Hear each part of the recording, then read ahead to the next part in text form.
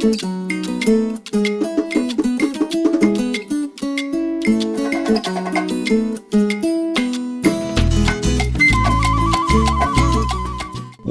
back to another episode of the Bridges to Prosperity series right here on the Awakening with Kelvin Phiri podcast. It's good to be back after a short break, and today we're diving into a question that many Zambians, home and abroad, are asking. Is Zambia really making economic progress? I ask this not as an outsider, but as someone who was recently on the ground. I spent time in Zambia managing my building project in Vorna Valley, Lusaka. And beyond the work, I took time to talk to people, from Kamanga to Obama, from the roadside markets to the back of the minibus. I asked, I listened, I observed. And I returned with a heart full of mixed emotions. Because yes, there are visible signs of progress, but there's also visible struggle. Let's begin with the progress.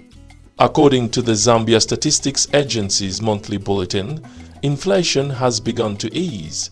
In April 2025, the annual inflation rate stood at 16.5%. It declined further to 15.3% in May, and by June, it had dropped again to 14.7%, according to the Zambia Statistics Agency. That may sound like a small shift, but economically, it means the rate at which prices are increasing is beginning to slow down. ZamStats reports that this decline was due to slower price increases in both food and non-food categories items like housing, fuel, and electricity. Food inflation, which had stood at 17.7% in April, dropped to 17.3% in May and further to 16.7% in June. Non-food inflation also continued its downward trend, decreasing from 15% in April to 14.5% in May and to 12.9% in June. Behind this, the Bank of Zambia has maintained the monetary policy rate at 14.5% to ensure stability as inflation cools, and the forecast remains hopeful. Inflation is projected to average 13.8% this year, fall to 8.8% in 2026, and reach 7.5% by early 2027, comfortably within the 6 to 8% target band. For long-term planners and investors, this is promising news. But let's not stop there, because the question is not just what the numbers are saying, but what the people are feeling, and the people are struggling. In Kamanga, I met a young man, bright and full of potential, yet jobless. Not because he doesn't want to work, but because opportunities are scarce. In Obama, I visited a small shop and the owner told me she's had to reduce her inventory. Prices have made it difficult to restock in bulk. Every day is a balancing act. ZamStats confirms this in the April bulletin. Inflation is being driven by higher costs of everyday essentials: cereals, meat, vegetables, fish, and milk. Even if the rate of increase is slowing, the prices remain high and wages haven't caught up. According to the Bank of Zambia's May 2025 monetary policy statement, the country's GDP growth for 2025 is now projected to be just below 6%. This adjustment reflects a more moderate expectation due to ongoing effects of the drought, especially on agriculture, and tighter financial conditions that continue to impact access to credit and investment. So the question remains, how do we ensure this macroeconomic progress reaches the micro level? How does this growth reach the grandmother selling tomatoes, the boy walking 5 kilometers to school, the father hoping for just one more job this week? Now, I believe in fairness, and we must be honest, government has taken steps. One of the most powerful policies we've seen in recent years is the free education policy, rolled out in January 2022. Tuition fees for public, primary and secondary schools were abolished, and the results have been transformative. Children are back in school. Families that had to choose between school and food now have one less burden. Minister Douglas Sayakalima said it clearly. Free education is not just a campaign slogan, it's about equal opportunity. But we also know the reality. Uniforms still cost money. Transport still costs money. Books are not free. So the access is there, but equity still needs support. And education is not the only area of intervention.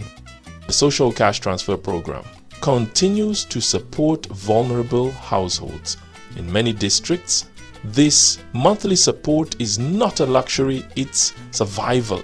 I met a widow in Umbe who told me that without that small payment, she wouldn't afford Milli Meal.